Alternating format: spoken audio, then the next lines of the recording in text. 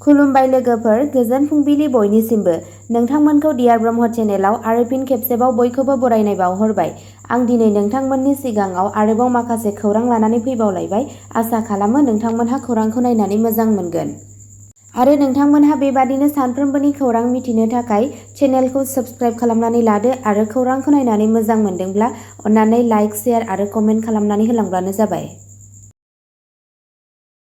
दिनैनि गिबि खौराङावनो दङ फरायसाफोरनि सायाव गाग्लोबनायनि अजदजों धुबुरीनि फोरोंगिरिया फिनजाथायनि मोगा-मोगि जानांदों।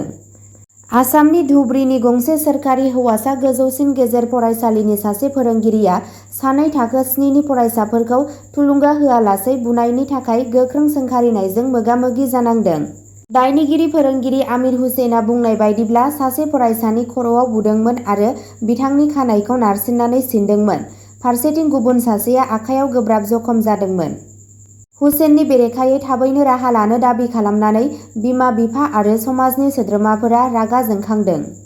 फरायसालिनि मावफारियाफोरा मोनसे नेमखान्थियारि अजद होदों, नाथाय बिबानगिरिफोरा दासिमबो आब्रुथियारि राहा लायाखै।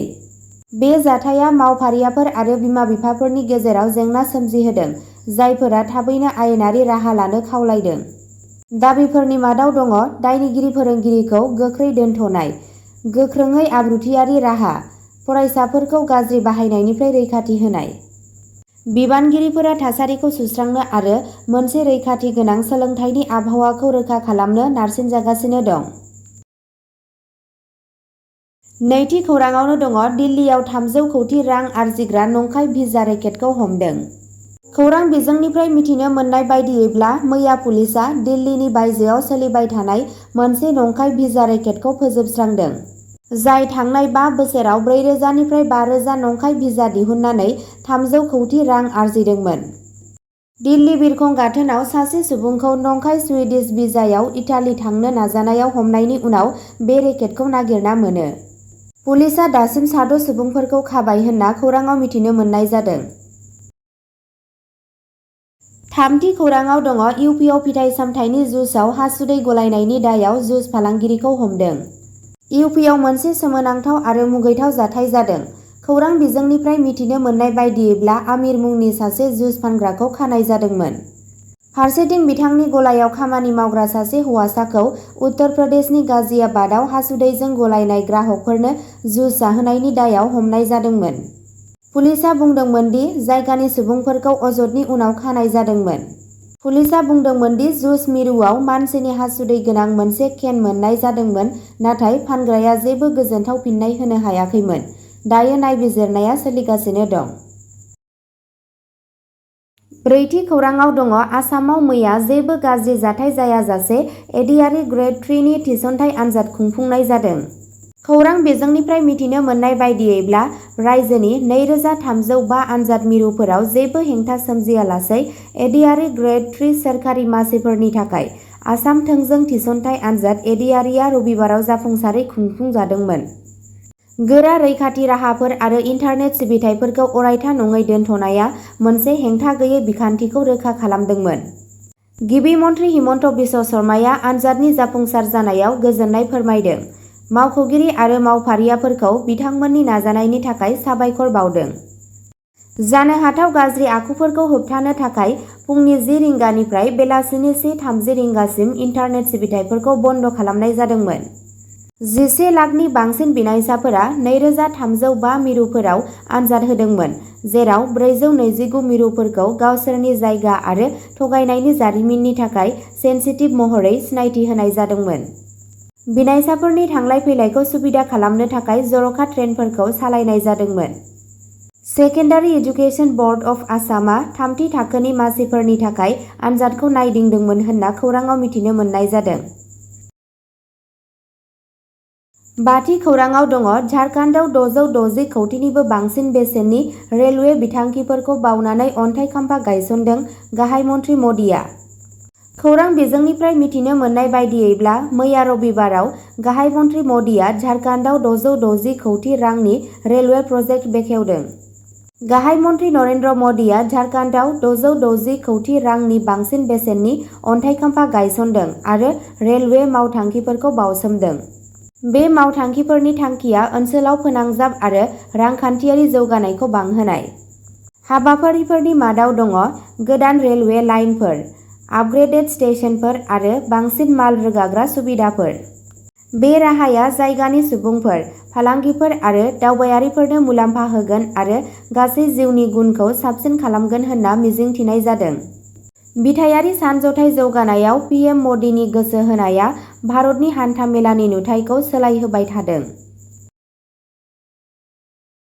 द'थि खौरांआव दङ बड'लेण्ड टेरिटरियेल रिजनआ फालांगियारि मावथांखिनि थाखाय रोंग'साफोर नागिरदों।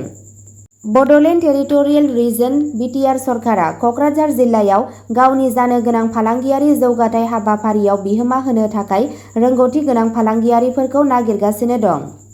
6 निफ्राय 10 अक्ट'बर 2024 मायथाइयाव जानो गोनां बे हाबाफारिनि थांखिया ओनसोलारि फालांगियारिफोरखौ मदद होनाय आरो रांखान्थियारि जौगानायखौ बांहोनाय। सोरखारा गियान गोनां सुबुंफोरखौ फुंखा सुबुं आरो बोसोनगिरि महरै बाहागो लानो थाखाय हांख्रायहरगासिनो दं। जुदि नोंथाङा नोंथांनि रोंग'थिखौ फोरमायनो आरो ओनसोलारि फालांगियारिफोरखौ हेफाजाब होनो गोसो दं, अब्ला नोंथाङा लिंकआव थानाय फर्मखौ आबुं खालामना नोंथांनि गोसो जानायखौ फोरमायनो हागोन। बे हाबाफारिया ओनसोलाव फालांगियारि आरो जौगाथायखौ बांहोनो थाखाय सरकारनि नाजानायनि बाहागो होनना खौरांआव मोन्नाय जादों। 7थि खौरांआव दङ सिडली उफ्रा बिसायख'थिनि थाखाय एनडिएनि मेलआव बाहागो लादों BTR CM Pramod Boro. Bodoland territorial रिजननि chief executive member Pramod Boro UPPL आरो बिजेपिखौ लाफानानै एनडिए जथायै बाहागो लानानै फैबाय थानाय सिडली बियाबनि उफ्रा बिसायख'थिनि आदब खायदाफोरखौ सावरायदोंमोन। चापागुरियाव खुंजानाय बे मेलाव केबिनेट मन्त्रि अशोक सिंघाल, लेङाइ सिएम गबिन्द चन्द्र बसुमतारी, MP जयन्त बसुमतारी आरो गुबुन गुबुन गागि दैदेनगिरिफोराबो बाहागो लादोंमोन। उफ्रा बिसायख'थिनि रड मेपनि सायाव गुवारै सावरायनाय जादोंमोन, जेराव पार्टीनि मावथिफोरा गोबां अनजिमा मोननो थाखाय फोथायनाय फोरमायदोंमोन। सिएम बर'आ गोजोन, स्मार्ट आरो सोमखोर बड'लेण्डनि नोजोरनि थाखाय बावसोमनाय आरो रादाय होनायनि थाखाय दोलोनि मावथिफोरखौ बाख्नायदोंमोन। बे मेलनि थांखिया गोरोबलायनायखौ गोख्रों खालामनाय आरो उफ्रा बिसायख'थिनि थाखाय मोनसे खौसे नाजानायखौ रोखा खालामनाय होनना खौरांआव मोन्नाय जादों। 8थि खौरांआव दङ मणिपुरा रैखाथिनि थाखाय इन्टारनेट बन्द'खौ 20 सेप्तेम्बरसिम बारायबाय। आथिखालनि आयेन आरो आब्रुथिनि थासारिजों मणिपुर सरकारा गुबुन गुबुन जिल्लाफोराव इन्टारनेट आरो मबाइल डाटा सिबिथायफोरखौ बन्द' खालामबाय थानो थिरांथा लादों। रैखाथि बिफानफोरजों बिजिरनाय बायदिब्ला बेफोरनि गेजेराव सोनाब आरो सानजा इम्फल, थौबाल, बिष्णुपुर आरो काक्सिं जिल्लाफोर दं। 10 सेप्तेम्बर 2024 मायथाइयाव जागायजेननाय दोनथ'नायखौ आरोबाव सानबानि थाखाय बारायबावनाय जादों। दा बेयो 15 सेप्तेम्बरनि बेलासिनि 3 रिंगानिफ्राय 20 सेप्तेम्बर 2024 खालि बेलासिनि 3 रिंगासिम सोलिगोन। 9थि खौरांआव दङ UAPAनि सिङाव गुवाहाटीआव मणिपुरनि उदखारि हमजादों। पुलिसआ फोरमायनाय बायदिब्ला आसामनि गुवाहाटीआव थाखोमानानै थानाय मणिपुरनि उदखारि हानजा इउनाइटेड कुकि नेशनेल आर्मी (UKNA) नि सासे सन्देह गोनां केडारखौ खानाय जादों। आसाम पुलिसनि स्पेसियेल टास्क फर्स (STF) नि इन्सपेक्टर जेनेरेल IG पार्थ सारथी महन्तआ बुंदोंमोन दि बिसोरो थि खौरांनि सायाव बिथा खालामनानै मोनसे अपारेसन खालामदोंमोन आरो सुक्रुबारनि मोनाबिलियाव सन्देह गोनां उदखारिखौ खादोंमोन। बिथांखौ बावैसो मोनसे बमा बेरफ्रुनाय हाबाफारियाव लोब्बा दं होनना खौरां मोन्नाय जादों, जाय NH2 आव सापरमिना दालांखौ फोजोबस्रांदोंमोन आरो मणिपुरनि तामेंलांआव IOCL नि मोनसे कनभयआव हाथियार गोनां गाग्लोबनायमोन। पुलिसआ बुंदोंमोन दि बिसोरो एलएच जसेफ संग्लयनि बेरेखायै धारा 147, 148, 149 आरो 150 भारतीय न्याय संहिता (BNS) आरो आयेन बेरेखा हाबा होबथानाय आयेन (UAPA) नि धारा 16, 17, 18 आरो 20 नि सिङाव मोनसे केस (STF-PS केस नं. 15/2024) रेजिस्टार खालामदों आरो नायबिजिरनाया सोलिगासिनो दं।